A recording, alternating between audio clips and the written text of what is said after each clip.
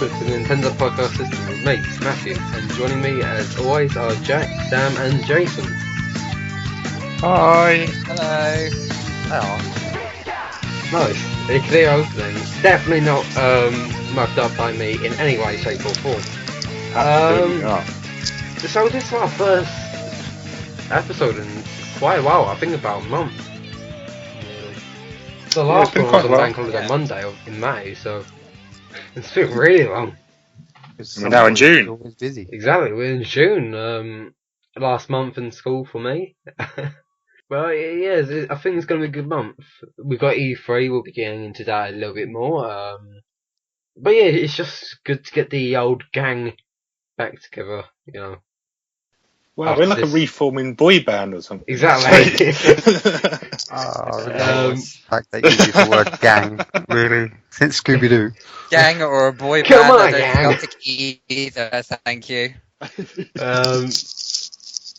So let's just move on to our news section.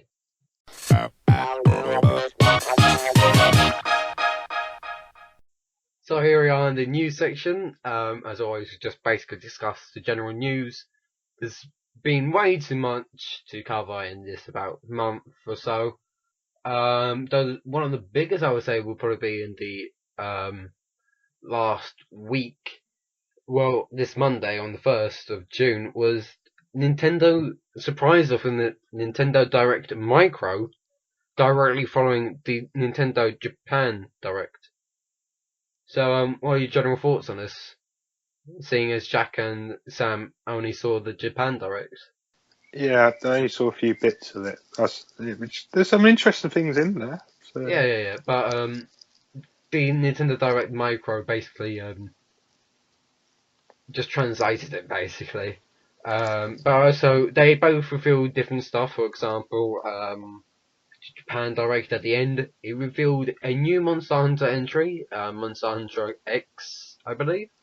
Yes. Sam, how are you feeling about this? Mixed feelings, I would say, because it kind of incorporates old elements from previous games, But it brings a whole new style to it. I think it's too soon. Yeah, I think it's too soon. I mean, they've sold 3 million copies worldwide. But it's just too soon. They're saying for Japan it's winter 2015. It's like that's way too soon. Did it release in Japan? Soon. Did it release in Japan this year as well, like Monster Hunter 4? Yeah. And they haven't got anything for us yet, but I still say that's way too early. Yeah, Capcom's games are making money at the moment now. And they're saying it's like 60% complete they're ready. really... Oh my! Like it does seem to use the same engine though, so that's not a big surprise. Well, I was looking at it thinking, is this really a new Monster Hunter game, or is this like expansion pack or something? I think it's just going to be like trying to incorporate everything into one game. Yeah, that would make like. So it's going to be looking at previous villages, old and new weapons, a couple of different fighting styles, and obviously some old monsters as well, just to throw it in the mix. But yeah, I think it's way too early. It annoys me the most purely for the fact that I only just got Monster Hunter recently. Yeah. And now finding out another one's going to come out that soon, I'm like, really? I should have just waited. That was my thoughts. I thought some people have only just got this game, and it's like that's going to be a real kick in the teeth to know that there's another one due out in 2015 for Japan, and then God knows how quickly for us. Exactly.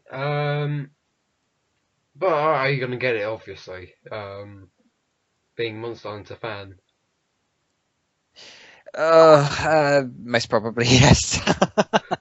I'm getting into it a lot more than I thought I would, to be quite honest. I've been playing it more now, at the moment, over Xenoblade. I haven't played Xenoblade for a long while, actually. Longer than it should be. I need to get through that. But, yeah, I would wish for them to postpone it a little bit longer. Yeah, well, we'll have to wait and see. One of the things I was surprised that they announced during this direct was that the new Mario and Sonic title was announced during this direct rather than at E3. which Yeah. like I was expecting this because they always do this every 2 years. The year before the Olympic or Winter Games, they always announce a new Mario and Sonic title. But I wasn't expecting it to be released here. Though I have to say, I really do love the artwork that'll most likely be on the cover. It's like Mario and Sonic just like clashing with like a football. I really do enjoy it, but we have to see how it plays out. Really. There are some new events in the game as well. I saw rugby was one of the main ones. In Yeah, there. rugby and Wii U, Golf as well. Yeah. in the 3DS. And I like how they mention like in the American Direct that this is in reference to the fact that this is coming back after all this time into real life Olympics as well, which I think is pretty cool. I'm quite happy to see Nabbit in there as well. Oh yeah, and I think I don't know his name, but it's the pink guy from Sonic Lost World. Yeah, Yeah, I saw him as well. In the table tennis bit, there was a glimpse of his hand. So. Yeah. So yeah, like we'll just have to see where it comes out. Also, for we finally got a first look at Project Treasure. It was first announced, or at least hinted at by Namco Bandai during the first direct of this year, all the way back in January. I'm not sure how I feel about it because basically you're going through like a dungeon thing, but it just looks a bit bland in a way. Like it may improve, but at the time it was starting, with how the trailer was all set out and stuff in the first direct earlier this year, it got me really excited. But now it's just like it just looks a bit standard. Really, it doesn't really justify. Yeah, it doesn't really bring it in. Oh well, you got Wii U, oh you got Bayonetta and stuff like this, and you got this treasure game. But why is it going to be on the Wii U? Unless it takes advantage of like gamepad in a good way. I can't see why it's going to be a Wii U exclusive other than Namco's and Nintendo's seemingly friendly relationship right now. But yeah, I just thought it just looked so really. At best. Yeah. Another thing, Chibi-Robo, Ziplash is coming to us. I've never really seen Chibi-Robo. Like, of course I've heard of him naturally, but I've never really played any of his games. Yeah, like I've seen him. It was a Japan only thing. I thought He's basically he's a little robot who runs around the house and does little tasks and things. Yeah, and, I saw that. He carries his little plug and he plugs into give like himself energy. Yeah, and I saw Vida and Ziplash, but even so with Ziplash, it just looks a bit. He just looks standard, really. Chibi-Robo Ziplash. Just think, but I think the first time I saw any mention of him, I think he was on a trophy on Smash Bros. Melee, maybe. The first time I ever saw him was reading in a magazine. That was probably the first mention I ever saw of him. But Chibi-Robo is also getting his own amiibo, which I'm sure excites many fans of Chibi-Robo and collectors alike. But I don't really like his inclusion. I think it's probably going to be the worst amiibo use I've seen it, honestly, because I'm not really sure on it. But it just makes him a bit shiny, doesn't it? It transforms Chibi-Robo into the all-powerful Super Chibi-Robo. What I'm seeing, especially just like you could just storm through the level so easily. Yeah. And they try to make it at least unique by leveling up at the end, but I don't see the point in getting the Chibi-Robo amiibo just apart from the novelty of having the amiibo in there. I think I can safely say it will be the one amiibo I'll be skipping. I've got too many. I don't want to get another franchise amiibo. Is the game actually going to be coming out in Europe and America? Yeah, or is it just... I think Japan is relatively soon. But it's coming to America in October, I think, and then Europe in November. So a late release. But yeah, to wrap it up, well, the American Direct at least. the second Bravely Default game was announced. Bravely Second End Layer. There's a lot of people End interested layer. in this. Yeah. I've never really I've never played Bravely Default, but I've heard that it's a very, very highly regarded 3DS game. But everybody's sort of played it. You can try out the demo. That's on the Oh yeah, eShop. I've never actually tried it out. There's a Which is a bit demo. weird. There is a demo. I'm gonna download that now. Oh. So it's Yeah. very Square Enix sort of style game. You know, Yeah. if you like Final Fantasy sort of games, you'll probably like that kind of thing as well. Very Downloading. RPG based. Um, Yeah, it's. I mean, it probably deserves a second game. It's definitely sold enough, and it's looked enough there to warrant a sequel kind of thing. It's Right, and then that's basically the most important things I found for the Nintendo Direct Micro. You can look it up, you can watch it on Nintendo's official YouTube channel. You can watch the Japanese Direct, which is was showed off like a really weird cat game. I can't really say too much about it, but it was so weird. But I then did again, see so that as Japanese. well. It was so weird. Yeah. I didn't really understand what was going on, but yeah. But yeah, moving away from that, another thing, the Humble Bundle comes to North America for Wii U and 3DS eShop. They're referring to it as a Humble Nindy Bundle. Indie. Yeah, because Nintendo and indie games, they have been getting like pretty close lately. But yeah, There was quite a few games on there, wasn't there? There was a lot yeah, of basically, you pay what you want to get Guacamelee, Well Dave, and Mighty Switch Force. Pay $10 or more to unlock Stealth Inc. 2 and SteamWorld Dig.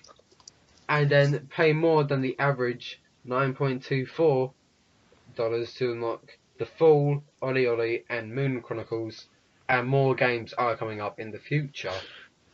It's a really good deal. Well, of course, like you're getting about So 8 like games 7-8 for about games $10. for Yeah. For $10, yeah. Yeah. That was not. Just for SteamWorld Dig, I'll pay that. To be honest. Yeah.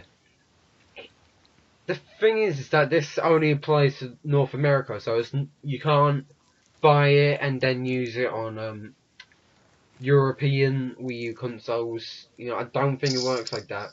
However, they are planning, or at least they've thought about it, and they are planning to bring it to Europe, which I really hope they do. Yeah. And probably with even more games. Like I'm slightly interested in Shantae, Pilot's Curse. That's been getting a lot of good reviews. Quite interested in it, especially with its especially with Way Forward pushing Shantae for Smash. I've been becoming more interested in the character. But yeah, I think it's good that Nintendo are really becoming friendly with indie games, really. And indie games have become friendly with Nintendo. To be honest, we look at games like Shovel Knight in recent last couple of months. There's some great games on the eShop with indie game style. I mean, there's enough on there that's worth a look and having a few just to download and try. I mean, Shovel Knight on its own is probably worth all the $10 to $12 what it is. Oh yeah, definitely. Like, you know, it really does justify its price. Yeah, I do recommend SteamWorld Dig as well, because that's another cracking indie title, which is basically just a 2D Minecraft, but it's pretty decent at the same time. It's alright. So yeah, I think I'll wrap it up for the indie bundle. But Jason, you want to talk about something? There is new DLC coming to Smash. Well done. ooh. Yeah, Jason, would you like to inform our listeners about that? Well, not only is Lucas due out this month, but there's also 3, technically 4 costumes that's been confirmed for your Mii fighters. I'm going to assume it will come out at the same time as Lucas as one big update. The first one being KK Slider from the Animal Crossing That looks pretty cool. franchise. Yeah, I want it. The hat Yeah, and the like a outfit. guitar. Yeah, he's a gunner. So Is he a gunner? Is he a gunner? apparently he's a gunner. According to this, he's a gunner. Oh, of course, right. So Does he don't know shoot what he'll be musical shooting. notes? And- Musical notes. Who are the other three, Jason? We've got the Inklings kids, both male and female, And then we got the squid. who are obviously gunners. And then you've got the squid hat. It doesn't come with a Squid body. hat. Yeah, it doesn't have its own body outfit. It's only the hat, so it goes with all types. Oh, okay, that's cool. But no, I'm actually kind of looking forward to having that because everyone's wanting the squid inklings in Speaking of that, did you Smash. Did you see the artwork that they've done for the squid? Oh, Smashified. Things as well? Yeah, Smashified. Yeah, one. that's my new profile pic for Twitter. It was really good. Yeah, really good quality. Look, this is from the same guy that did the Shovel Knight. And Rayman, and of course. Rayman, yeah, possibly, yeah. Well, yeah, now that's not like, well, not a brand, but it's this whole project thing, Smashified, where he's got different people on. You know, there's been King K. Roll by another guy. There's been Travis from Mother 4, which is a fan-made game of the Mother series, not an official one, which I think is amazing. But yeah, I'll probably leave just a shout out to them, like the Smashify, just quickly. I just wanted to ask, how do you feel about the Mii outfits? Because some I feel like are a bit pointless, like the Link outfit. It's a bit pointless, but I think ones like Proto Man and Dunban outfits, you know, those are probably the best. And now the Inkling and the KK Slider outfits, those are probably the best. I actually kind of like them adding the Inkling one because it is the closest we've got to having the actual Inklings into Smash. I guess the only downfall people are going to have is the fact that you're not going to be shooting ink. So, are these to buy these new costumes, or can I will assume they will be counted. Or will you be able to get them with Amiibo? I thinking of that. So. Because otherwise the Link would have been free. The Mega Man X would probably very be free. true. So I would like it because you do have those all three Inkling amiibos are linked to the all three. Maybe that'll come costumes. Maybe that'll come to Mario Kart in the next couple of months. You never know. Hopefully. Maybe. For Smash anyway, I don't think the developers for Smash really have that idea of having amiibos to unlock stuff because essentially they haven't yet.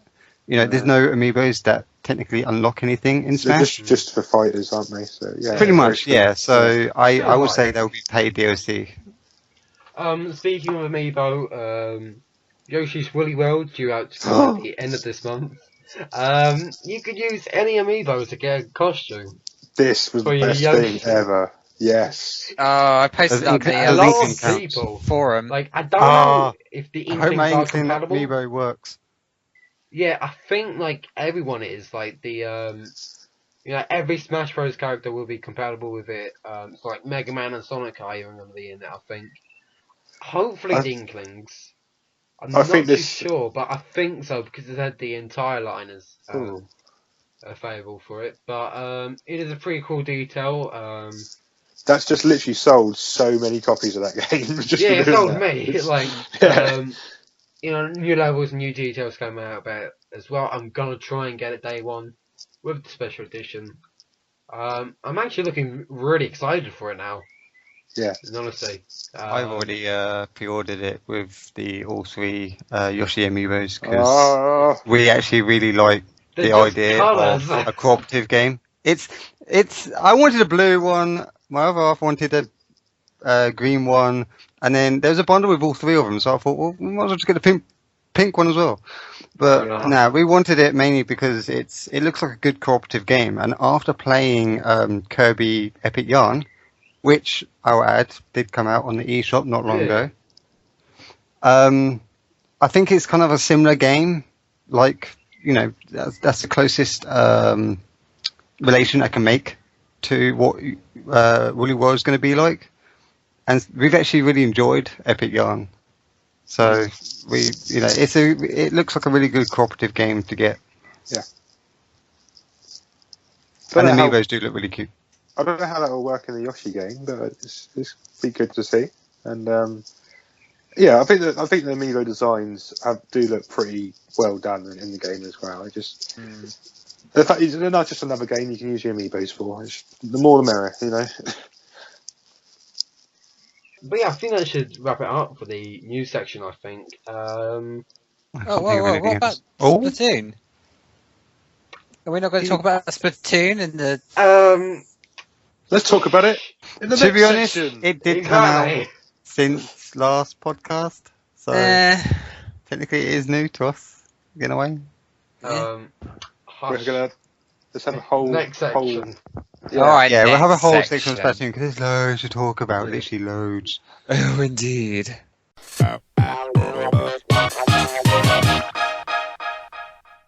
This is the what I've really been playing section. At the start of the podcast, I've seen we have been blessed by Arceus, by the best game to come out on a Nintendo platform. Of course, Brilliant. The game I am talking about, Puzzles and Dragons C. Yes, Dead plus Super Mario Bros. Edition. Carried Sonic, really? How shit this game is. No, I'm just kidding. I haven't even played it. Of course, I'm talking about Splatoon, obviously. All hail! Good game. The splats. Yeah. Yeah, that's it. Basically. That's it. End of podcast. Yes, Splatoon is amazing. We love it. It's been a really good multiplayer game. It's firmly taken up like 9/10 of my playtime. Exactly. It's taking up my GCSEs, so. I've just been glued to it. It's addictive. It's fun. Yeah. Even if it can get a little repetitive doing the same stage, it's still got that charm with the different music. Definitely. Yeah, it's it upped Wii U sales immensely in Japan. It sold out. It was. Yeah, I think so. Yeah, they were running out of stock. Completely. Yeah. Over here in the UK, it got to second in the UK charts. Which is quite impressive, really. That's very impressive. Yeah. Like the only game that beat it was Witcher 3. Yeah, which is fair enough considering that it was on multiple platforms. Yeah. But then again, it came third in like single formats, and Witcher 3 probably took like the top two. Yeah. But I think this is a very good start to the franchise. Really, like I don't know. It does make a good benchmark for the Wii U. It exactly does, because now you've got Mario Kart 8, Smash Bros, and now you've got Splatoon. You're getting Zelda in the future, and we may be getting Animal Crossing in the future as well. But we'll probably be talking about that later. But yeah, what has been your favourite part of Splatoon? Like the ink. The ink. The calling. I've got to say the single player is really good. Like, there's some really. Sorry, go Sam. Yeah. I was gonna say it's a little cheesy. Cheesy. Just to a point with all the puns and things like that. It's enjoyable to build up your skills, and then you can then transfer that onto the online format, and then the only thing that helps you vary that even further is playing against someone else and then having to adapt a strategy to be able to beat them and using the different weapons, which is brilliant. Yeah, though I have to say, like, there's a zero spoilers in the way, but the boss fight, like the final boss fight. Like, don't spoil anything. Yeah, we're not going to spoil anything, but like that's hands down one of my favourite bosses, like final bosses ever. Like he really is a boss and a half. I've done the first two bosses in the single player mode. The cube guy who just tries to jump in your face the whole time, and the cubes are really weird. And then there's the other one where he's like in a totem pole tree sort of thing. Yeah. Yeah. The spots to damage him kind of thing. And then jump on top of The him. boss on the fourth world as well. That was quite challenging as well. But yeah, just the levels in general were actually really. They're very clever. Yeah. Yes. Like it is Mario cross Zelda in a way. Like you've got Mario and the themes that is platforming and with Mario Galaxy. Then you've also got Zelda with the bosses.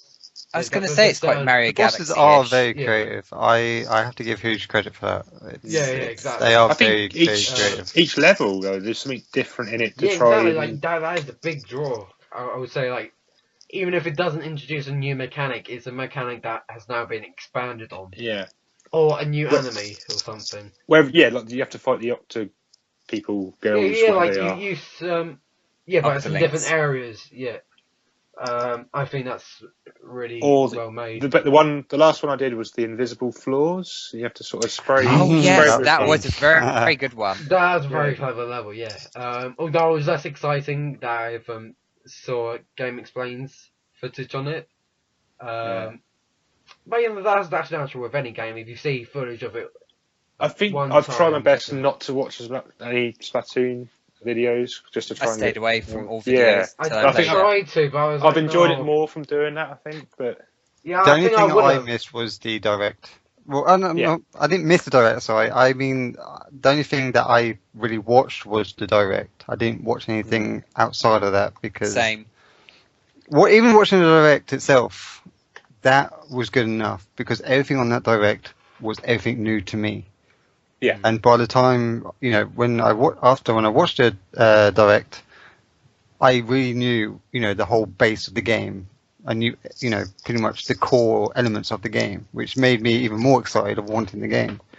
And then now actually playing it, it's I'm still seeking new stuff. Well, okay, probably not now because I've been playing it a little bit too much. But I was seeking new stuff constantly whilst I was playing for the story and how the modes work, etc. So it's still been a new experience for me. Jay's become our tipster for Splatoon. He's given so many good tips on it. Jason Pro Tips. Last couple of days. Talk to the fat cat. Talk to the fat cat. Yeah. Jason Fat Cat Pro Tips. That actually reminded me, the Sunken Scrolls, they get basically it's a collectible. In case you didn't get them the first time, you could just add the replay. Yeah, I've got them all already. I've got to say, I've got a huge announcement. What? I've got my first amiibo. Oh wow! Really? That's your first amiibo? Yeah. But yeah, like I've got the green squiddy. He's amazing. Oh, what, from the special edition? Yeah, from the special edition. I've got him and the boy. Although, like, if you were able to see this, the game truck transporting the Splatoon special edition. Oh god, yeah. Got completely stolen, so I have to cancel my order from somewhere else. I managed to get the boy later on. I managed to order it on Thursday for about, I think about £13, so that's about normal. The girl was about 20. The next day, on the release day, girl was about £20 still. The boy skyrocketed up to £35. Blimey heck. So I was very happy that I pre-ordered it just in time. I bet the guy who stole the lorry's laughing. Yeah. They probably sold them to Amazon. Sell all these amiibos. Yeah. Well, I've already said this, that they're all going to have tracing numbers on it anyway. So as soon as you use them on any of the games, they can say, "Oh, there you go." Yeah. How do you feel about the amiibo use? Like, I like them, but then I'm not terribly excited about I'm on two minds about it. One, because I don't always agree having amiibos to unlock stuff. I mean, like, in some way, it kind of feels like it's a pay-to-win kind of thing because but it goes back to it does grant you new stuff. I don't think it's mainly pay-to-win because at the end of the day, abilities are random, and plus, I don't find the abilities that game-changing. No. You get the extra challenges, but you've still got to unlock the levels. Yeah, true. I will just say now, the Green Inkling challenges are so easy. I will just throw that out now. They are probably the easiest ones out Okay. of all three amiibos. Well, So that's good. I'm glad I got that amiibo. The squid one where you just play as a kraken was probably the easiest, though the ink efficiency. yeah, challenges they were are the a hard bit levels, hard. but there's only about Okay. what, 3-4 of them. Yeah, But they I've are only pretty I've tough. only done a few of them so far. But so I'll yeah, have to have and a the look other through thing it. is that like you do unlock mini games with the amiibo as well. And then the final approach you get is a weapon. I won't say what weapon, but basically it has the same qualities as other weapons. Okay. So it's not Yeah. basically game changing. It's just like a nice, fun little bonus. Yeah, For you to I have. understand that it's not really pay to win because of the fact that you can just get gear from the shop which has the same stats. Yeah. I do one like of the that. I must that's admit. one of the tips I've already I've said to many people. When you've got gear that has more than one ability on it, well, okay, all gear has like 2 at least. Yeah. But when you've got your main ability, and then you've got up to 3 extras. Yeah. Only the main ability kind of counts the most. That will make the most noticeable effect. Difference. But then, like, The other each ones ones you are get very are minor. like sort of additional bonuses. Like they add on to it. So say if you got 2 quick respawns abilities, that is further strengthened. Then Yeah, but yeah, as them on Yeah. their own, it's very small compared to what the main ability is. So if your main ability is increase attack power, yeah, that would be more stronger than I do having like it, an attack that. power as a alternative or an extra ability. To be I fair, do like like, that it's... Sorry. alright, the one ability that I've been loving is the Ninja Squid ability. So basically what happens is that even though when you swim through ink you'll be slower, but the enemy can't see you. Because normally you would be able to just see like ripples or something, you could like just barely see just something just moving along and then you could just aim it with that. But whenever I've come like face to face with an opponent, I just use my Ninja Squid ability, pop around the other side when they're still shooting the same spot that I was still in, and I just pop around behind them and just go. Pff. That is very handy because It it is allows really you to good hide in ability. walls. I think You can hide in walls without the competitively, ripples. it's really, really good. I mean, because yeah, I've had a few... I do the four like team matches, but when you get on like a death, like between 2 people, you're trying to work each other out. Whether you're a squid, you jump out, you fire, and someone else is a squid. It's just the whole thing about tactically trying to beat your opponent is absolutely excellent in this game. It's just, I just found it really fun to play though. It's just there's no real one. Okay, everyone's saying that the rollers are a little bit overpowered, but at the same time, I'm not really. they're not really. If you That had just a overpowered. team of just rollers, you would struggle. Yeah.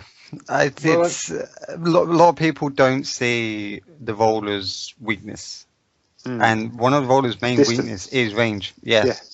If they're against somebody who's got a bit of range on their weapon, they've got no chance if they know how to use it. Yeah. But Yeah. I have Overall- noticed a decrease of usage of rollers. Actually, to be honest, I for the have, last like, couple of especially days. in ranked. But before we get to like the main online, have any of you tried out the Battle Dojo mode? The local? No, Really? I haven't. It is actually surprisingly good because I did it with my friend last week. Did you get your friend to use the new controller setup? Did you see this? No, like I did see it. It's very awkward, but It's the new setup for anyone that hasn't seen it is Why is that real? a pro controller with the a Wii remote so you can have strapped motion to it. controls. with like laces or So something. stupid. Rums.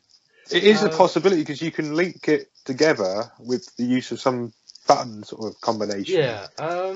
Which is really weird, but it So apparently works weird. really well. So okay. Just now. But yeah, the thing is that You have got to ask the question: why did they not put it in there in the first place on the pro? Oh no, they probably controllers? did, but like they didn't want to reveal it in the first place. Give Give it 5 months, there'll be a motion control Wii Pro controller, I can guarantee. I am totally fine using the pad. There's nothing wrong with the pad. Use the pad. You have to use the pad though, don't you? But with the map. For most of the game. Yeah. But yeah. I think it works really well. And moving on to the final and most prominent feature of Splatoon is by far the online mode. General thoughts, anyone? It's just so good. the teamwork is really addicting, yeah.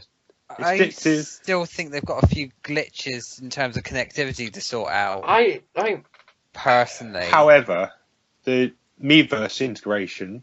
The Miiverse integration is really good, yeah.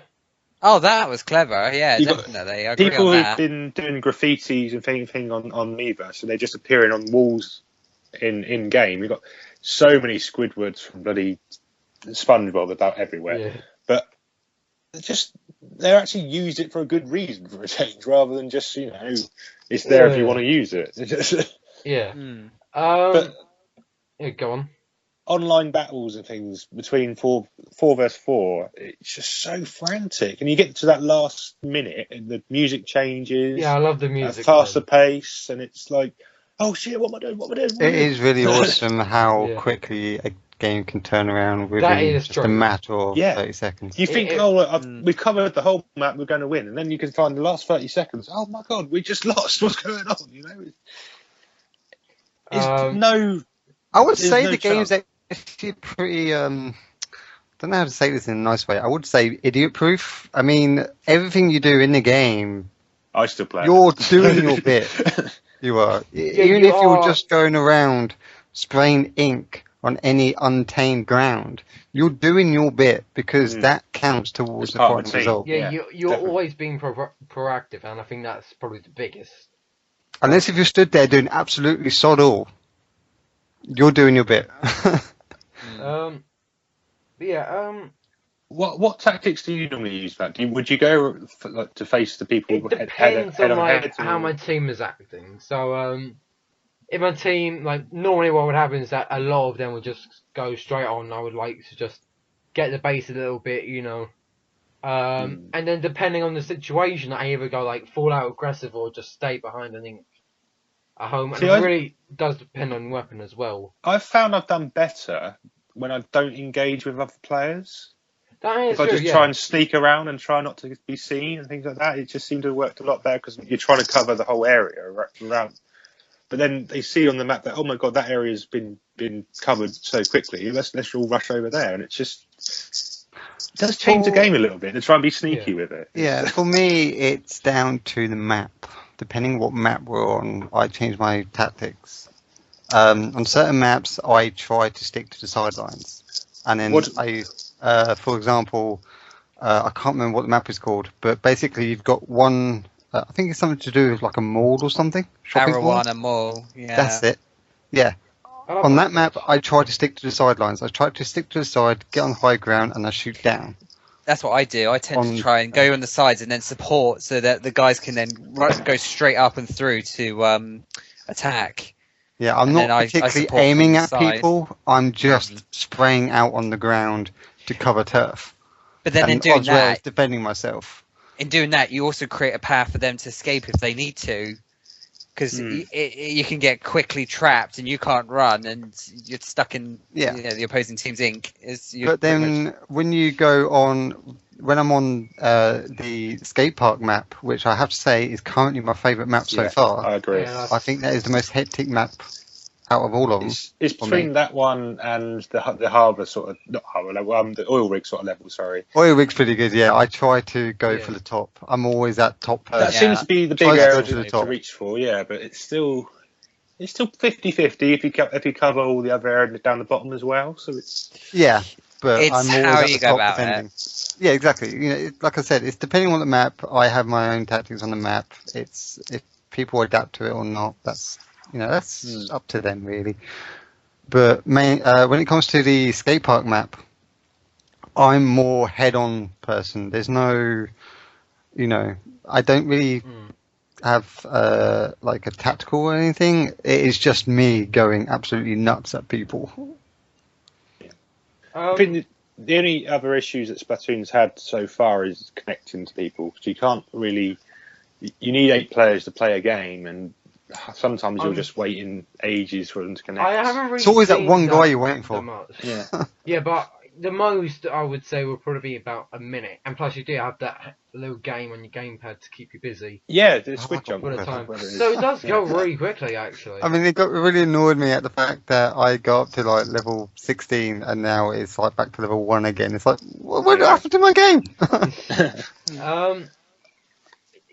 Yeah, let's just mention this quickly. Any great concerns, the greatest concerns people have been having. One of them being voice chat. How do you guys feel about lack of voice chat? Doesn't need voice chat. Thanks. It's really not that type of game. Skype, to be honest. We use Skype whenever we need it. Like voice. If anything, if they implemented voice chat, it's only going to make the connection worse. Yeah, exactly. To be honest. So that's like, no, that's the thing, right? So basically, when it was first announced, like formally announced, when the producer first addressed it, he said, "Oh, I just want to remove any negativity." People were saying, "Oh, just have a mute button or something." And now that I've thought about it more and more, like, but I hate having like a mute button. I hate having a feature that just ends up at the corner of my screen with a big X over it. It's like, well, what's the point of that? I really hate stuff like that in games. I think it's a bit of a mixture. I mean, some people miss it, some people won't miss it, and I just, at the moment, I've not really had any problems with it. Because, like I said, there are other ways of getting around it. Yeah. The best solution is Skype. You can have Skype on, so many different devices. You can have it on your phone, laptop, computer, iPad, whatever. Just use Skype. It's easy. It's that easy. It really is, and it just doesn't affect the game. Yeah. The other thing. Oh, sorry. Go on. So I was just saying that people think that having voice chat in Splatoon is people are going to use it to be strategic and everything. That's not how it works. If you've played online on other systems with voice chat, you would understand, because you know that the first thing you end up hearing is either kids screaming, people, yelling out, bad stuff. And stuff. That's all you're going to hear, and it's not practical. It's really not going to be used what the intention is. And seeing as Nintendo's very secure with their safety policy, I understand why they won't do it. It's another game that everyone can play at the end of the day, and I don't see any problem with that whatsoever. Like I said earlier, whatever you're doing in the game, even if you're going around just purely shooting people, or you're going around inking unturf, you're still doing your bit. The other problem people have is just lack of content in multiplayer, which is certainly understandable. But this was main point in reviews as well. But I think, I don't know if this was in the podcast earlier on, or if it was just us four discussing it before recording. I think they're gonna come out so often that in about a month or so, the £60, well, not £60, but the high end price for a Wii U game will be justified. I heard people saying that overall the game lacks content, which I have to disagree with. I think the game's got plenty of content with the story and the multiplayer. But I do kind of agree that they should change a few stuff with the multiplayer, not having a rotation of just 2 maps every 4 hours. At first I thought that was okay, but when you're playing it for quite some time, I do kind of feel like I'm getting bored of it. Yeah. With the same maps, I want to get through more maps. Yeah, no, this is the thing. This is the thing that really bugged me off. And one of my friends, Jacob, he asked if he had any questions for the podcast. He asked, "Oh, how do you feel about there being 2 stages every 4 hours in Splatoon?" I hate it. I really do not see why. They have this, because I'm fine with with the 5 stages, but I don't know why it's only 2 stages every session I play think it. it comes down to server power It would probably and be access. server. If there's more stages, there's more servers needed, and I think that's where it comes down to that point. Guess so. Where if they have just 2 stages, it's easy to manage. That's probably the best reason for it, to be honest. But when you think about other shooters, it normally are a mixture of about 5 to 10 maps, but we haven't got that many on Splatoon yet. So maybe in the future. Maybe in the future, as they add more stages, they might. We've already had one new stage now. Yeah, Port Mackerel. That's a very good stage, and it's actually. I've not played that yet. Really? No, not yet. No. Oh, you just missed it.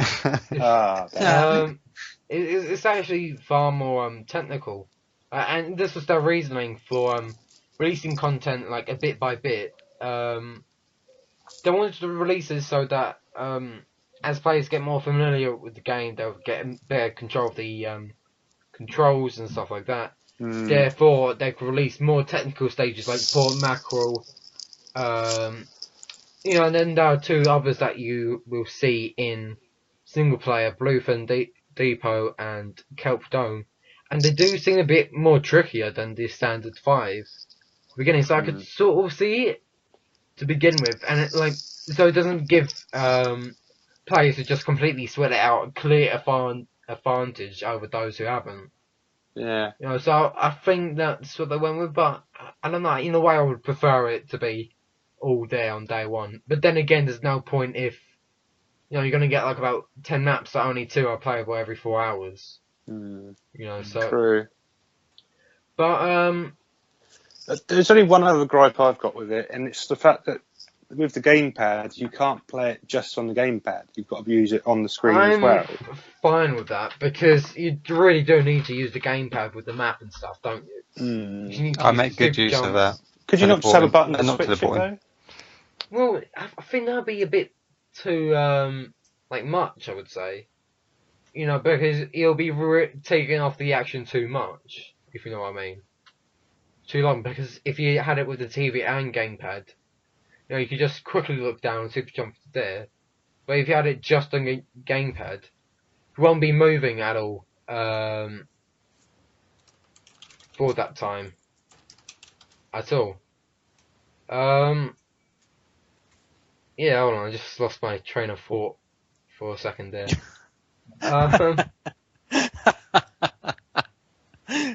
Oh dear. Yeah.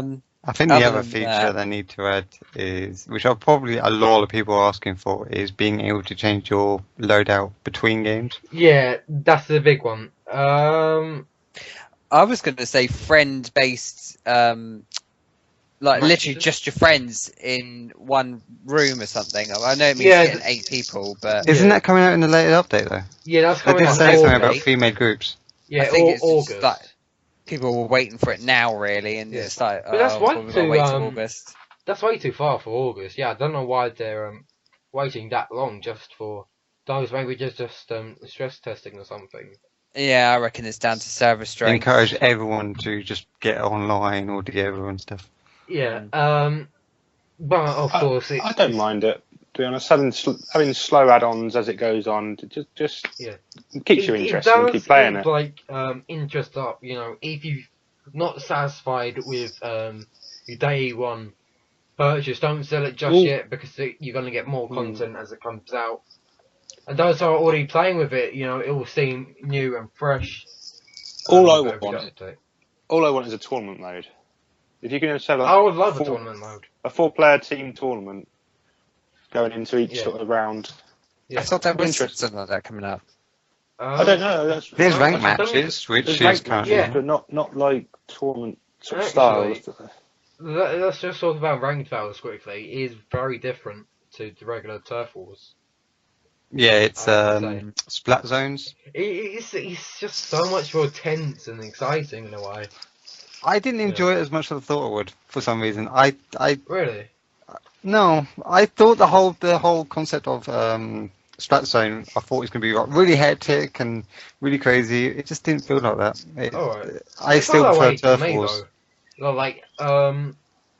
yeah, the ranked battle is good. I can't wait to see what more modes are coming.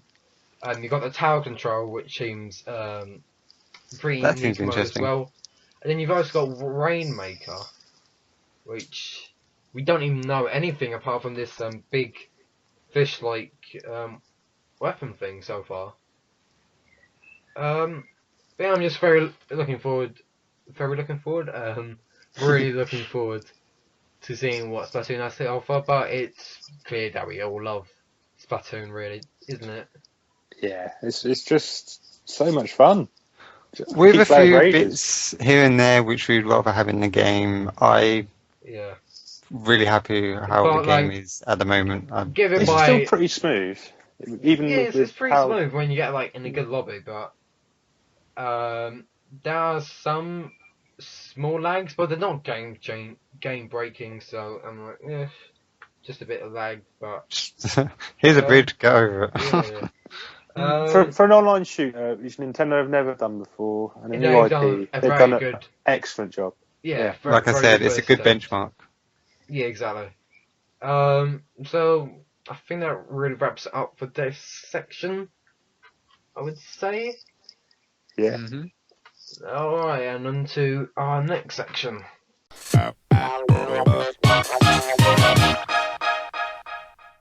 So this is our discussion podcast now. There wasn't one last time, I believe, but I think we may have enough time for this one. You were too busy with your pasta shapes last time. Oh yeah, exactly. Exactly, yeah. This time it's counting with numbers. Yeah. But yeah, in preparation for E3, what does it stand for, guys? E3? It's I don't know. Electronics Expo something. It's Electronic Entertainment Expo. See, I was close. You were close, but not close Hence enough. E3, because there's E3. 3 E's. Yeah, in the title. 3 E's, yeah. The Yeah. 3 E's, of course, is the biggest part of the calendar for any gamer, I would say. So we're just going to go through our predictions, our wants, and stuff like that. Anybody want to start us off with a off-the-wall prediction? Now, notice Say off Star the wall. Fox. That's not off the wall, though, is it? No. Well, I can't really pinpoint any games. All I can say is that I could be sure we're going to hear a lot of DLC stuff for games. I can't think of any games. I think for Smash Bros, I think we're going to get DLC, of course, but I think it could be Inklings. Shrek and Goku confirmed. Oh, actually, yeah, that's the one. That's the one I meant to say. Obviously. Yeah. From Yu-Gi-Oh, right? Yeah. Yeah. What? Shrek confirmed. Yes. But yeah, I think Inklings will be confirmed. Smash, I think we could possibly get more Mario Kart 8 DLC, maybe Captain Falcon.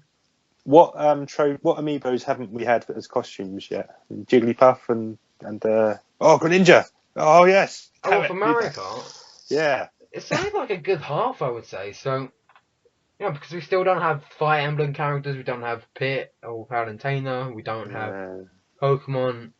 We only have just Kirby and none others. Is there a Pikachu one? Or am I No. Wouldn't mind one, but okay. Yeah, we may get news on Splatoon. Maybe. I think there's a high chance, to be honest. They might just tell us more about the August update. Like, I don't think that'll be in the digital event itself. You know, I think that'll be like throughout sometime in E3. Like, oh yeah, you could get this new thing out now for Splatoon, and it's like, oh okay, but I don't think it'll take up some time in the direct unless it's like a big thing. You know. I think we can definitely expect to see some more Mario Maker. We can definitely expect to see a little bit of the Zelda or Star Fox or that's both. the thing, right? Star Fox, we're gonna get a release window, if not a release date. Hopefully. We're also going to get a title. We are obviously going to get a trailer, director interview with Shigeru Miyamoto, of course. Moving on to Zelda, despite having a 2016 release, I feel they're still going to show off gameplay. It's not going to be playable, of course, but they're still going to show off gameplay. It's going to be they're going to want to keep people interested. Yeah. Maybe the treehouse might show a little bit of it. Maybe, I doubt it, because then it'll be like, well, if Nintendo Treehouse could play it, why not? They did show a lot of Hyrule Warriors last year before it was released. So you but then again, like, I think the Hyrule Warriors game itself was still playable. Yes, true. It was only exclusive to Nintendo Treehouse Live to make people watch it, I think, and that was the Twilight level, I think. But yeah, I think we're gonna get a name, because I don't think there's because I feel like if we're not gonna get any big Zelda news, this is E3, like, and if the only Zelda news we're getting is like, oh, here's some gameplay footage, and it's definitely coming out in 2016, I feel like it's gonna be after E3 2016. Yeah. I don't know why. Or unless there's like... I'm still hoping for early 2016, but I do fear it. Yeah, because... But March could be the best date for it, I think, to be honest. March will probably be the best date, yeah. But I can't imagine, like, just having the name and stuff like that revealed in the Direct. I could imagine, like, the release date, of course, but, like, the official... like, first trailer of this and the official name being revealed, I don't imagine it being first revealed in Nintendo Direct, even if it's a Zelda Wii U themed Direct. You know, I think it has to be this year, like at E3. If not, it just shows how much work there is left to be done in a way. I'm going to predict that there's probably going to be a lot of announcement for virtual console games, since it's becoming a thing at the moment with the bringing out Wii games and GameCube. Well, I'm hoping there's not actually any GameCube games yet. N64, yeah, that's it. Yeah, I'm hoping. We really, really want Thousand Year Door from the GameCube. I actually want Kirby Air Ride, because I've actually... Oh yeah, that's a good shout. Yeah, I just really want to play that game. Like, I don't think it's been very highly regarded. Like, I've heard a lot of people saying that, like, you know, it's sort of been shunned, per se. But I just look at it and it actually looks quite interesting, in my opinion, for a racer. I was quite surprised with them releasing the Sin and Punishment Wii version, that they didn't release this N64 version as well.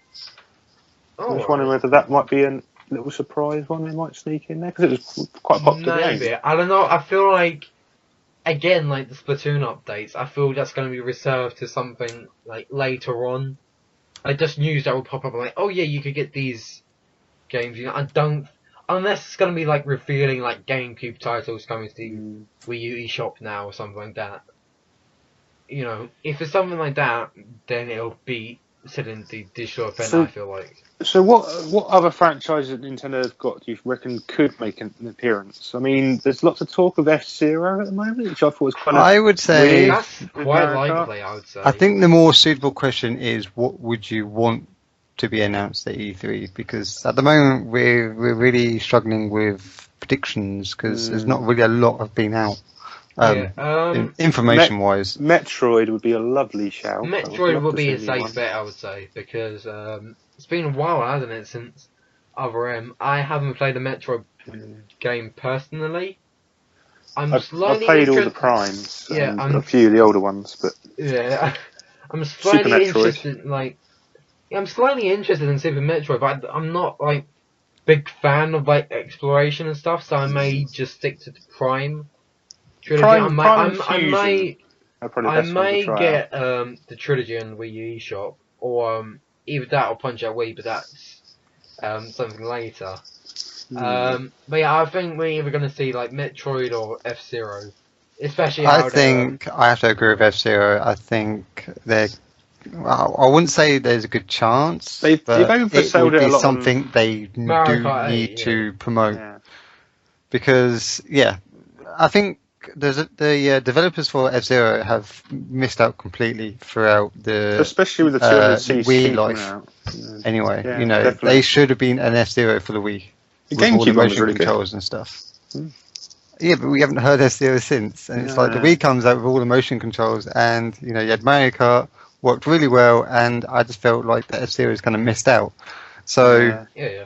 maybe, you know, seeing an F-Zero come out for the Wii U, that would be a really good, another Shoot your good moves. title to come out with.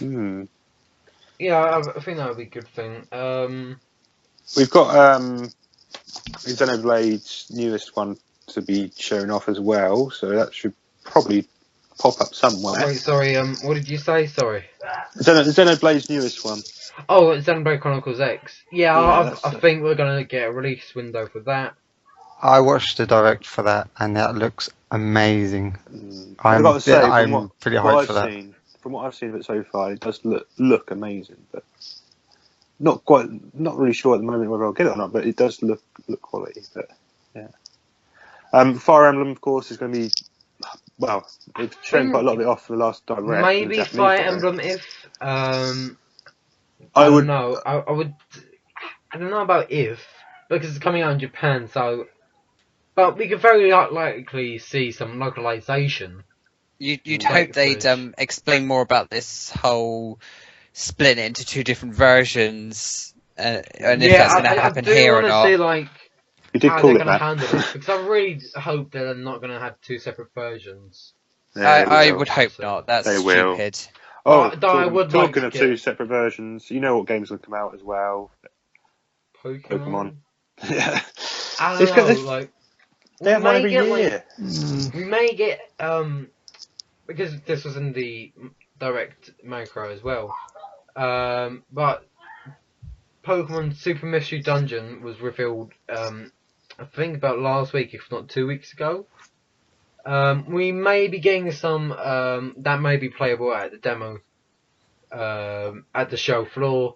I kind of doubt it, and I kind of doubt that we'll be getting a new Pokemon main game revealed. I would love it, and I think it would either be X2 and Y2, you know, sort of like Pokemon Platinum and stuff like that, you know, where it's sort of the third in the series sort of thing. But yeah, I think actually more likely guess would be Animal Crossing for Wii U. Yeah, that has been. That is rumored. I think that's a sure bet. Because I've seen quite a few rumours and speculations about that. Exactly. It's quite possible. And the only game I really want, which has not been heard of, and again, it's to do with my character vote for Smash, is I want to see another Golden Sun game for the 3DS. That could potentially be it. If they announce that, I'll be over the moon. I'm done. You've also mentioned, Jay, of course, Mother as well. You were sort of saying with Lucas coming out. Oh yeah. I still stand my word for that. That could be Mother potentially 3 true, for if Virtual not Console. maybe just like a collection of Earthbound games. I doubt that.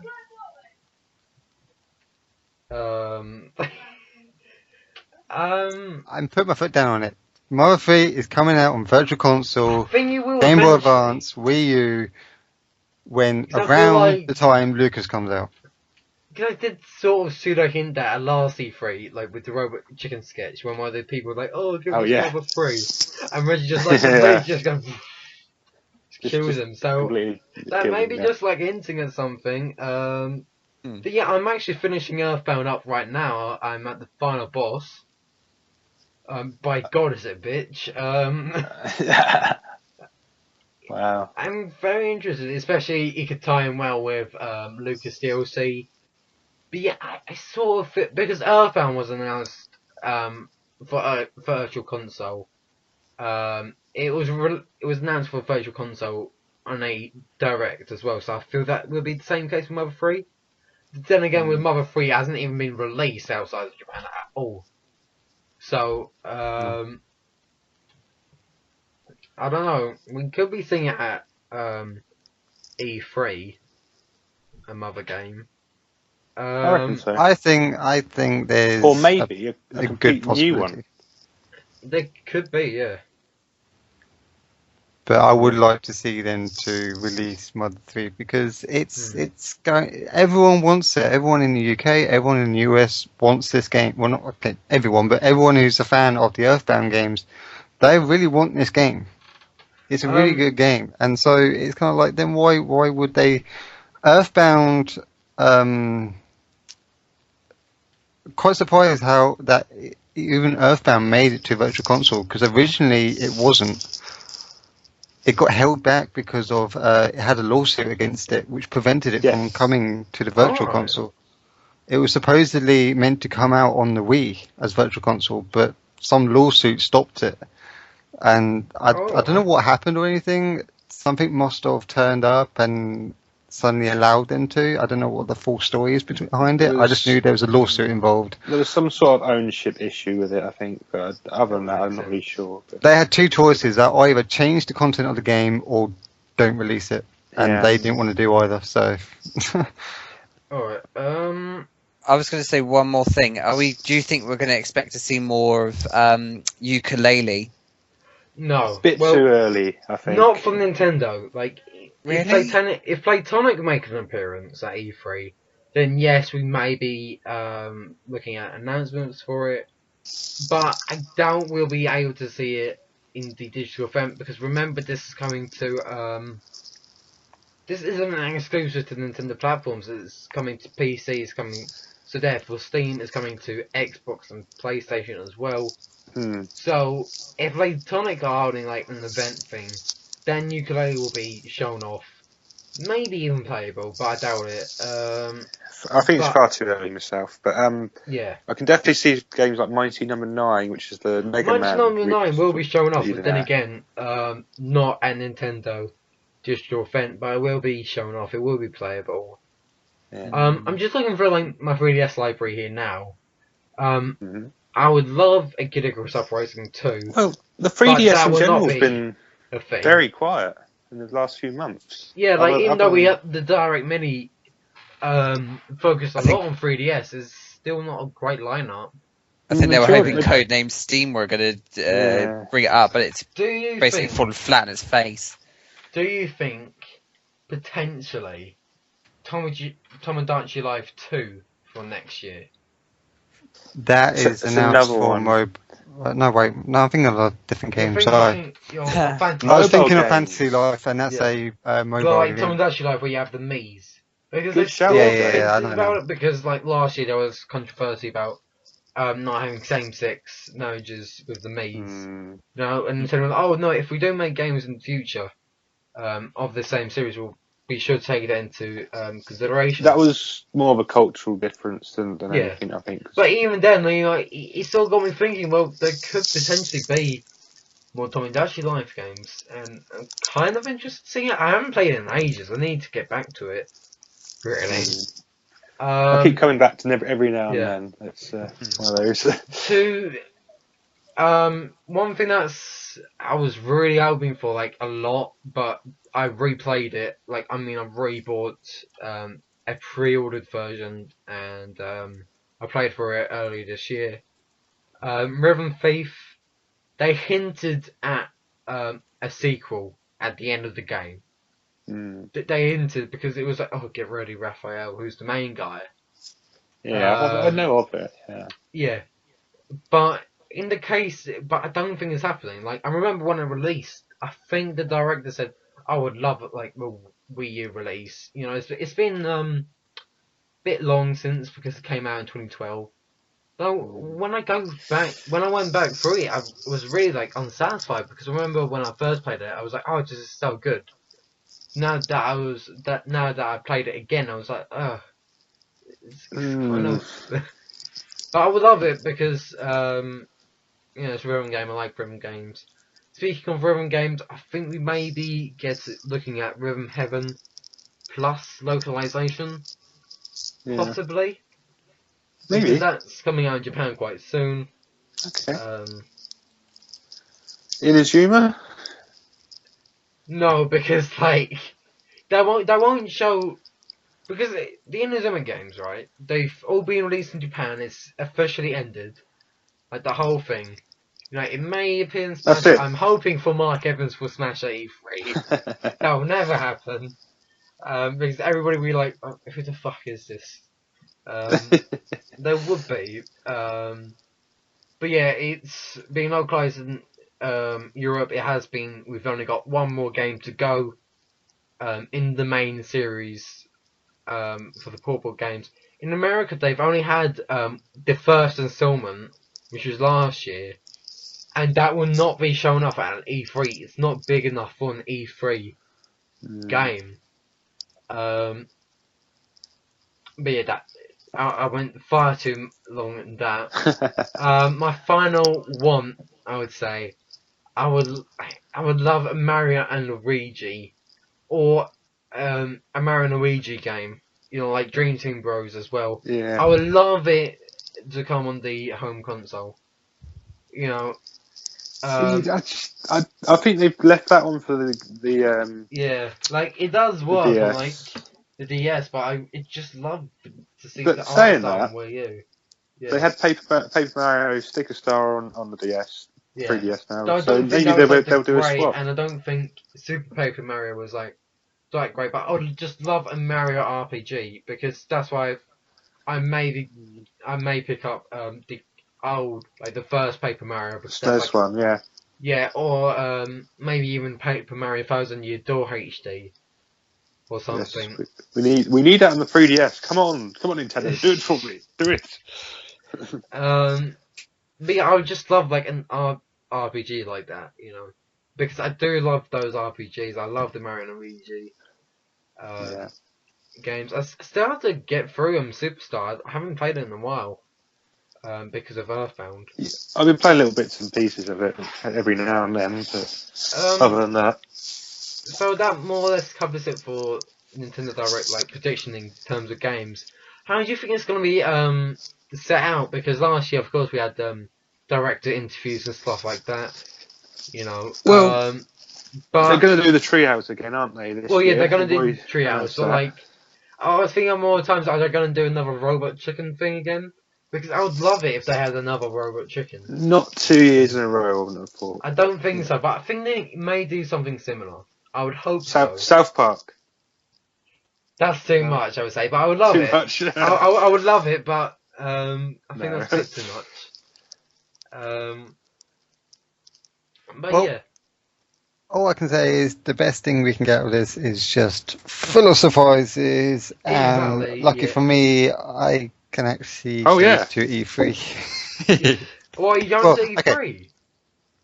Well, not in because I don't actually have any press tickets, but I can actually be in the facility of E3. Well, only the last 2 days, though. I won't be there for the first day. Because you're going over to LA for a week or 2 weeks? 2 weeks. 2 weeks. Because we were talking about, because we're trying to get Jay to go to one of these Street Pass events over there. But, yes, I shall be taking part in Street Pass LA, and their event is actually taking place at E3. Hashtag shout out. Just around the corner from the convention. For E3, I'm going to go to Street Pass Southends. E3 viewing as well. It should be really exciting because I've never done something like this. You know, there's quite a few around the country. Pardon? There's quite a few around the country at the moment. I would say so. I should be able to. I'll be at work. Was it down? Yeah, it's down the official Street Pass UK site for now. For some reason. I think they are doing a big update on it, actually. They probably will be. Yeah, I'm going to Street Pass Southend. Jack or Sam, are you going anywhere? Like Street Pass Southend? Unfortunately, I'll be at work, so midweek's a little bit tough for me to sort out anything event-wise. But I'm sure I'm afraid. I'm sure we'll try and sort out a weekend either before or after, just try and sort of get people interested and talking about it. So. I just can't wait because it's less than 3 weeks now. Yeah, I know. It's crazy. It's gone so quickly. It's like, what? It has. Like, we're June already. Do you think we're gonna get like another new? Well, not a stellar IP, but do you think we're going to get like a new IP? Because last year brought us Splatoon, obviously, but it also brought us Codename Steam with that. They are trying Roundtable. new things. I wonder I'd if like to see something different. Yeah, definitely. But yeah, I would like to see something new, but as long as it's like different, you know, unlike Project Treasure. To be honest, there's this horror game coming for the Wii U with what is it? It's Fatal Frame, isn't it? Fatal Frame That sort of could sequel. be there, yeah. Oh, Could be one of those, but this is my other thing. Shin Megami Tensei Cross Fire Emblem. yes, I feel that we're gonna get a release window for that. I think likely, yeah. 2016, 2015 for Japan, but 2016 for everybody else. We may get an official name, because I don't think that's going to be its final name, obviously. I hope not. That's just his project Nightmare name. could say Yeah, it that's just time. his project name right now. We'll probably be getting a name. We'll probably getting gameplay footage, hopefully, maybe even a demo at the show floor. But yeah, I'm just very interested in the game, and I hope to see more of it. Yeah, it's gonna be excellent. I can't wait. It's there's definitely going to be a direct there somewhere to watch in or a general video to watch during E3.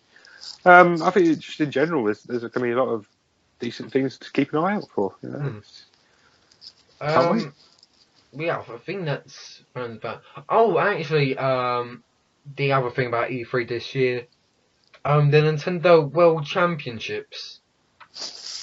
Yes, I totally forgot about this. Ironically enough, it's not even the World Championships. It's just American. It's just America. Dirty Americans. And even better, they're just going to do it on the NES Remix 2 version. Yeah, I find that weird for the qualifiers for some reason. I don't know why, but it's just a weird choice to have as a qualifier. It's just trying to sell it again, though, aren't they? It's but just... you're gonna have like a challenge involving the original Legend of Zelda. For the finals. I'm just wondering if the prize is one of the like just a cart on its own, or like a golden cart like they did, because originally they did it for the NES. They would have, yeah. And the NES version, there was 5 winning gamers. They all won a world championship version of the game. These things are now one of the rarest games in the world, so keep an eye out for them. That could be a thing, yeah. Maybe an exclusive amiibo. Maybe. Ooh. That'd be cool. Yeah. What else? I will have to try and get something from E3 to bring back as a souvenir. Yeah. I need to find something. I'm thinking like a trophy would be probably the most, because that's what they did at Smash Bros. Invitational last year. Yeah. What do you think about the challenger? For some reason, I think the final round of the final could potentially be Mike Tyson in Mike Tyson Punch-Out. If you actually have to fight the real Mike Tyson, I'll be very scared. So, I can actually just do a big competition of Duck Hunt. There's the 3 games in the championship. There's the Mario Bros. You get like 3 games like against Mike Tyson. Get the highest score you could get. The highest score wins the World Championship. I think that would be like the best. But the 3 games they're normally based on Mario Bros. You got to get 100 coins in as quick as you can. Then it's Super Mario Bros. 3, where you've got to get 50 coins as quick as you can, and then the last game is Dr. Mario, where you just got to get as many points as possible. So I think that's fine for qualifier, but I don't want that to be in the finals. Well, that's what it was. So I don't know. That's what it's always been. But we have to see. They might change it up. You never know. But we'll see. Got loads of other games to use. Yeah. Whereas then they only had like a few. So bit of a difference. There's a bit of a difference. Yeah. So I'm very interested in seeing how it all plays out. It's going to be live streamed, I think. Everything's live streamed again, I would say. Yeah, all over Twitch. Everywhere. Yeah, so I'm great that they're becoming more familiar with doing stuff like this. I feel, would you prefer like having this digital event, or do you prefer having like Nintendo on the E3 stage showing games one by one? You know, because like I feel in a way I would prefer that, but then again it's easier to re-watch the whole thing when you have a digital event. In a way. Normally, with the digital ones on Twitch, you can rewatch them anyway on there, or are they normally Exactly, put but them I on the mean, YouTube like, channel? yeah, but I don't know. Don't know what I prefer. Like, if I went to E3 myself, I would love it if when they would just do it on the stage as well. Mm. Because it's the second year, I believe. No, this is the third year, I think, because they only had a direct in 2013, the digital event in 2014, and they're having another digital event in 2015. And I like how it's Yeah. digital event because it still feels a bit more special. You know? Yeah, definitely. But yeah, I think that sort of wraps it up for our E3 discussion video. Anybody else got anything Yeah, I'm more? done. I'm out. I think that's it. I just can't wait for it. It's one of the most exciting times in the whole year, really, isn't it? Yeah, basically, yeah. Yeah. So we move on to our final section.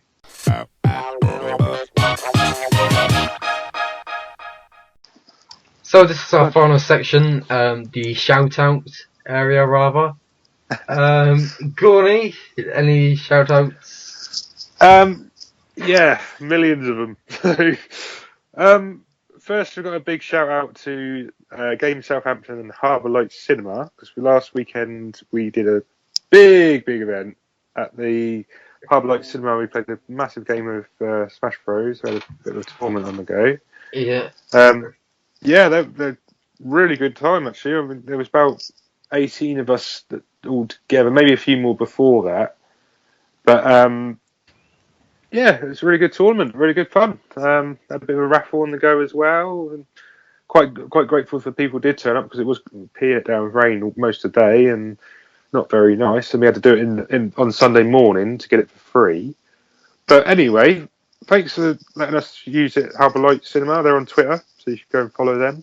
And Game Southampton as well, you should go follow them on Twitter and Facebook because they're good. Or any local game near you, go do that. Go follow one of them. Yeah, mine is Game Brentwood. I keep seeing they retweeting things from us, so thank you very much, Brentwood. Jack's mainly upset because he lost his axe to plushie to Joe. Yes, I was so gutted. I've got three Pokemon plushies for the raffle. Oh. And one of them was, what's the pig called? I can never remember what the pig's called. Tepig, Axu, and Snivy. And Snivy. And I was really tempted to not put him Axu in because he was so cool. I might just go and buy him again and keep him forever. I hate Axu. Well, I don't hate him, but I just I don't mind it, but I just generally don't like him because of Iris in the anime when I would watch it. Yeah, but yeah, go on. That's basically Jack. As a plushie, it's pretty cool. So.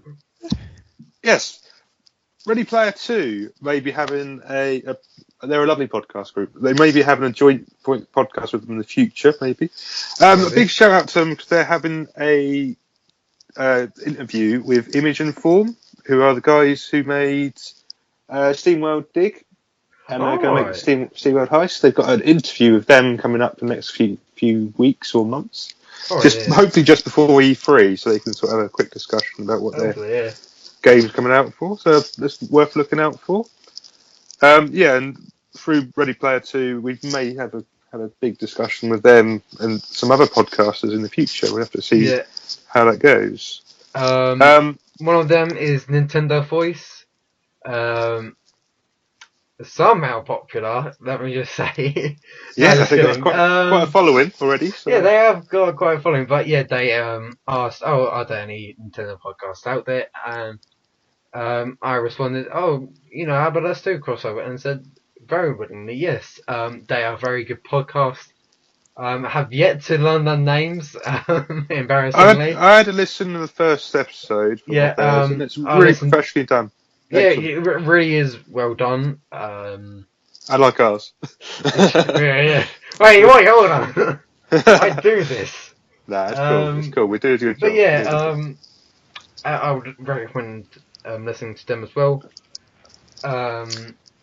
Yeah, so stick around for them because they will be coming up. I meant to do another one. I can't remember. There's Digital Diaries and Lapse Gamer Radio. That's it. But there was like another. We had spoke to them on Twitter.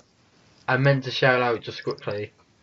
So anyway, go follow those two on Twitter anyway, and like that's Digital Diaries, which are Project DD, I think, on Twitter. Yeah. And also Lapse Gamer Radio, which is another. That's it. I just want to shout out to Nintendo scene. Jack very kindly directed me to their sort of advertisement per se that they're looking for new writers for Nintendo scene. And in my review I don't think it's that great, but hopefully they're listening to this. They'll definitely read it and give you feedback. The guys from Street Pass Brighton anyway, so if anyone else would like to have a word with them about possibly doing some writing like work for them. Word. A stern word. Now! But yeah, they're interested in new writers, so worth a shout. Yeah, if you're interested in writing such as myself, all you have to do really is to write a review around about 500 words. Just basically of a game that you've played recently. And then basically just hope that you make the cut, really, I guess. Yeah. Another shout out to The Bit, who have been talking a little bit about 3DS games, because they've been playing, I believe Xenoblade, and as well as Kingdom Hearts, some of the Kingdom Hearts games on 3DS as well. Dream Drop Distance. I played that a while ago, it's actually pretty solid.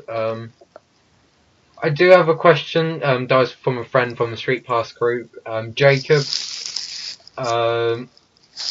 He asks, do you think the amiibo presently are enough to justify them being purchased, basically? So when you go out to get an amiibo, is the price justifiable, basically? Sam? No? Alright. So I don't understand the question. What? So, like, do you think when you bought your amiibo, so let's say the Inkling Boy, for example, do you think the price is justified? No, are you happy with the price of the amiibo? Price that they're recommended to be retailed at? Yeah. Well, the price that people are stashing them up to. $10.99 each. Seeing as I've got nearly about 40 of them now, I think I can safely say I'm happy with it.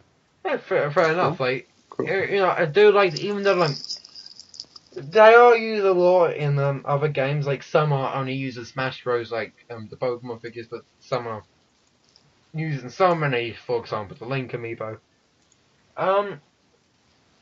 But I really don't. Well, I lost my train of thought for a second here. But yeah, I just like having them as collectibles, really. For example, like the Inkling Boy, girl, and the Squid. Well, I don't know about the girl because I don't have it yet. But the Splatoon amiibo are very well made.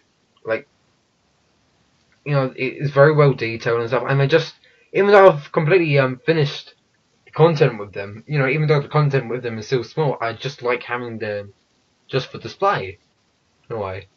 Yeah, definitely. And it's something that you can't really have with like Skylanders Disney Infinity in a way. Because I like how they're just... Yeah, you can a little bit.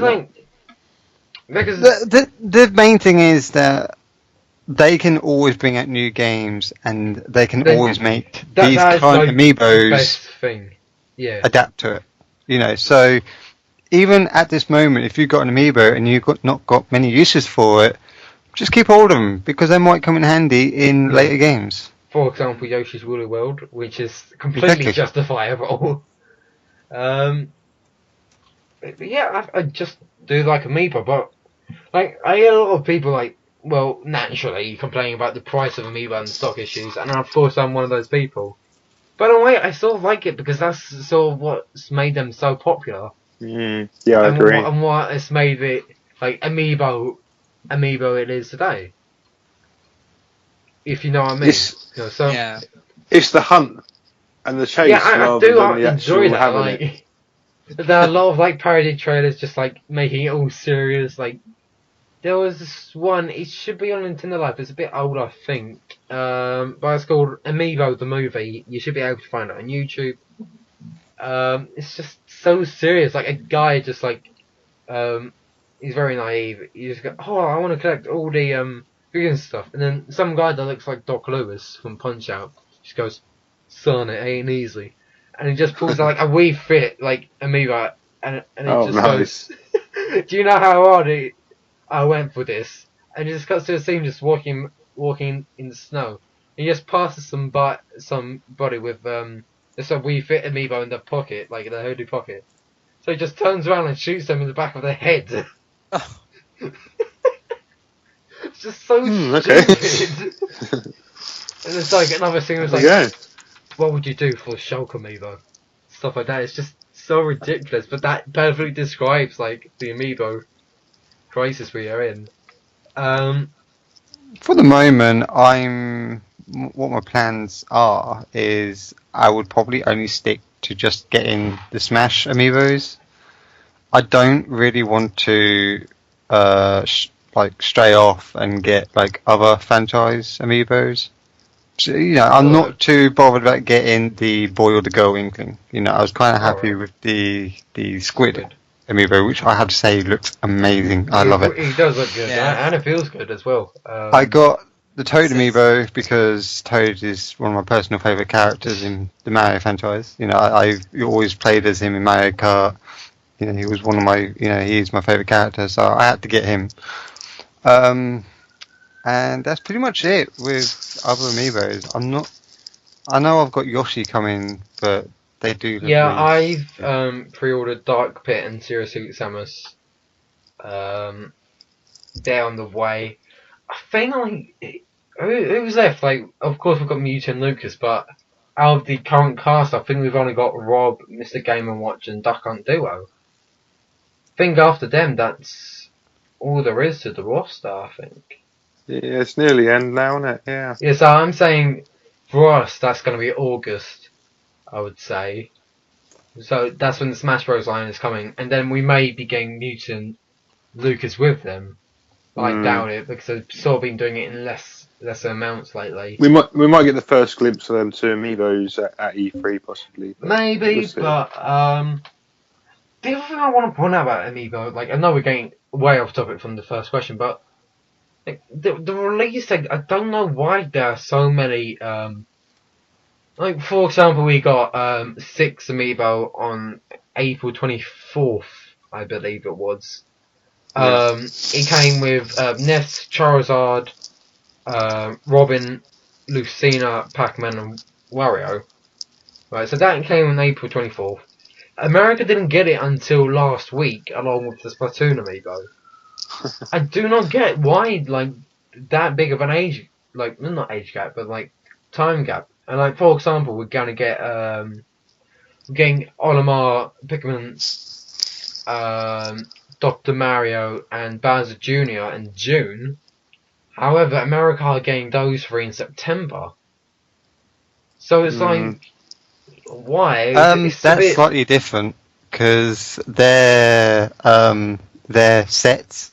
We've got 3 sets in one wave. They come out in sets. Like I said, last set that we've got is Olimar, Bowser Jr. and Dr. Mario, and they actually come out in July. I'll just quote you on that. Wait, I said July. They don't get Ganondorf until September. Oh, that's one of their last sets, and it's like I feel really sorry for them. Exactly. Ganondorf is the one I really, really want. Maybe it's just punishment for importing from UK. That's the punishment. that's the thing, though. It's going to encourage the people in like, America to game port from us, though, because we're getting it first. Game aren't doing it, so that's a good thing. Nintendo UK, which I guess would have the most stock, I would imagine. I just don't see why the prices, why the stock shortages really. But then again, like, if they weren't so, like, I wouldn't mind a couple being rare, I think but later like on, this level when is things just have settled down a little bit, Nintendo will restock them. I think they just want to get them all out there first, and then they'll start restocking. yeah. I think that's what we're gonna plan on doing. So I'm saying like about September. So if there's any amiibos that you really want, which you didn't get, then just wait it out. Don't feed scalpers, because you're just going to make the matter worse. Yeah. Yeah. Thanks for that question, Jacob. That lasted ages. Yeah. Damn good question. Damn good question.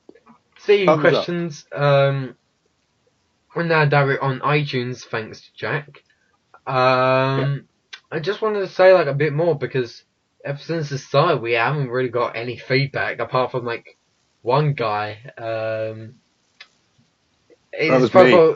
It's like Ninja is in his name. I'll get him up now. I'll mention him when this episode goes up. But he has like a chicken on his. Just thanks to all the followers on both Facebook and Twitter so far as well. Yeah, thank you. Keep doing your thing. Keep following us and keep promoting the podcast to everyone. That'd be brilliant. Thank you. One last little shout out. Well, I say little. Me and Sam have both been seeded in a Mario Kart tournament, part of the Mario Kart UK community page. We're seeded in the top 16 of possible. We're doing like one-on-one races. So we'll see how that goes. Which is going to be strange, but we'll give it a go and see what happens. Well, with no CPU? No CPU as far as I know. Just one-on-one races, frantic, and see how it goes. Alright. I found that guy is he's Ben Weir. I forgot what he said. Ben Weir. We all know Ben. He's a legend for at least replying. He's a legend. Thanks, Ben. Proper Thank you very much. So the tournament's open for anyone. We've just been seeded because we play it quite a lot and they love us. Sorry, Jay. I can't take part anywhere. I'll be in America. If any of you wish to participate, please check out our Street Pass Southampton page. There's a link to the Mario Kart page on there. I'll link it on the Facebook page and possibly get Matt to retweet it on the Twitter page as well, just so you can all join in if you wish. It should be from next Wednesday, I think it starts. So, depending when this podcast goes out. So, we'll see. But yeah, there we go. Yeah. No, I don't think anything else. I'll make sure to get those shout outs on our Twitter page. But yeah, make sure to follow us on Twitter at Podcast System. We also have a Facebook page managed by Jack. Hello. So make sure to leave your questions there. We always have an email at nintendopodcastsystem@gmail.com. Mate, it does feel a bit lonely, really. We're just going a bit unnoticed. But what we're trying to, basically, our goal is to take down Street Pass UK podcast. That's a bit harsh. Well, wow. Yeah. I want nothing to do with this. I want no part in this. Whoa. Well, actually, no, I mean in Smash Bros. When we eventually get together. Oh, yeah, that's it. That's Yeah. what you meant. Yeah. What a save there. Just dug himself out of the hole. Just about. Ever so Just about. only. No, but go follow Street Pass UK. Yeah. But it is fun to check out Street Pass UK as well. You'll be able to meet friends who also like Nintendo as well. Yeah, just make sure because it is getting it is a bit lonely with just us four. Follow us all on Twitter. Yeah. We did have like a big. yeah, we did have like a big, not argument, but there was a bit like a big thing, like in Twitter, I think last week or something. But yeah, make sure you follow. I would love to just like make this seem a bit more important than it really is, really. Because I'm trying to get into games journalism, of course. And I would just like this to be like a bit of a bigger thing, really. One day we'll be there. One day. One day. On top of everyone. Exactly. We'll have all the amiibo. Yeah. But yeah, so I think that wraps it up. Any final thoughts, guys? Fallout 4 is rubbish. I was going to say something. Fallout 4. Fallout 4. I was going to say. What's up, Jason? Fallout 4. Oh, for God's sake. Jason, I was going to say for us, like, we're going to say thank you to Street Pass Southampton because it's about a year ago that we first attended our first event. And yeah, we all met up and got to be a group, and obviously came to this, and we're doing the podcast and helping out the Street Pass events and things like that. And now we've made so many people hate us even more. Considering that we hardly have anybody to begin with. No, ever since Jack gave me the green shirt, that was it. The whole events went downhill and stuff. The hate it hasn't. Oh, remember. There's ups and downs. Don't start. But yeah, make sure they contact us. Ask us questions just in general, or maybe just test our trivia in a way. Yeah, go for it. Exactly, because I do love trivia. I do love being tested because God knows nobody my school gives us two shits about Nintendo. How many amiibos are out at the moment? 41. I don't know the answer. No, hold on. No, I can do this. It's got to be early 40. 29. 29? No, you don't know what I'm thinking. I can say, what game Bamboozled. The answer will be in the next podcast. No, I can work it out. I can work it out. There's 50 characters. 5, Take away the amiibos that are not out yet. Or announced. 45. I'd say less. No. I still don't know the answer, so I'll find out and I'll tell you in the next podcast. 45, right. Up until May 29th is 45. I'm saying 43. No, I'm saying 45. I'm saying 43. It's 45, don't test me. I swear it's 40. Hold on, just like, check. And on that note... No, 43. Wait till the next podcast. No, 29. Can someone please, from Twitter or Facebook, tell me how many there are so these things stop fighting? No, 40, no, hold on. Save us now. 46. Not live streaming? Yeah, 46. No, that's too high. No, because I'll give a shout out. Characters that haven't been announced for Amiibos, so. I'll give a shout out to. No, but I'm not counting that. I'm counting. Can we please end the episode? Fine. On that note, this is the end of episode 6 of the Nintendo Podcast System. It's goodbye from all of us here. Ciao for now. Take care. Bye. And make sure you stay fresh. See ya.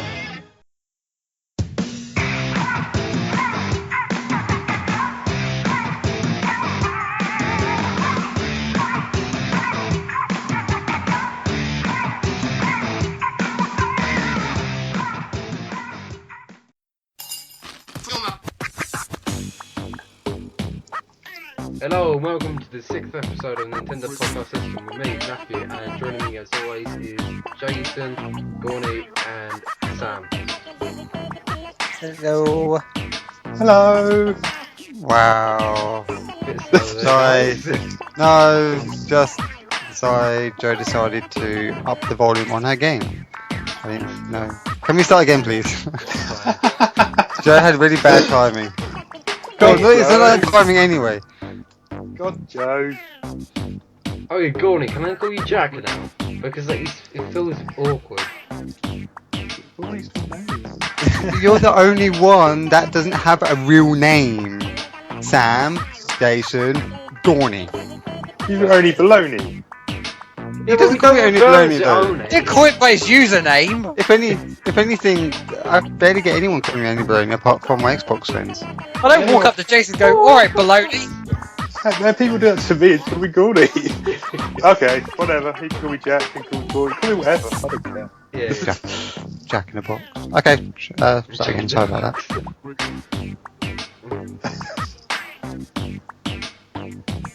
Hello and welcome to Nintendo Gossip.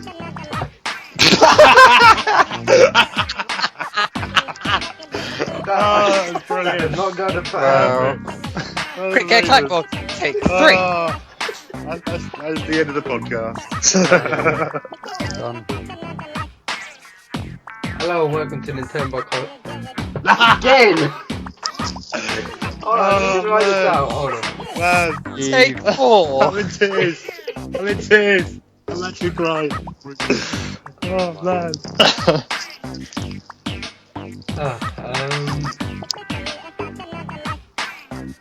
Just trying to load it out. Oh, Jesus. Do you want one of us to start the intro instead? Okay, fine. No, I'm fine. Shotgun not. I just got the Vince Flop app, sorry. Oh, so it goes back to me, right? Yeah. Just don't fluff up this time. You're the host. You're the most. The host and the most, yeah. The most fuck ups. So. Exactly. Wait, what? Take a breather, count to 5, and start. Deep breath.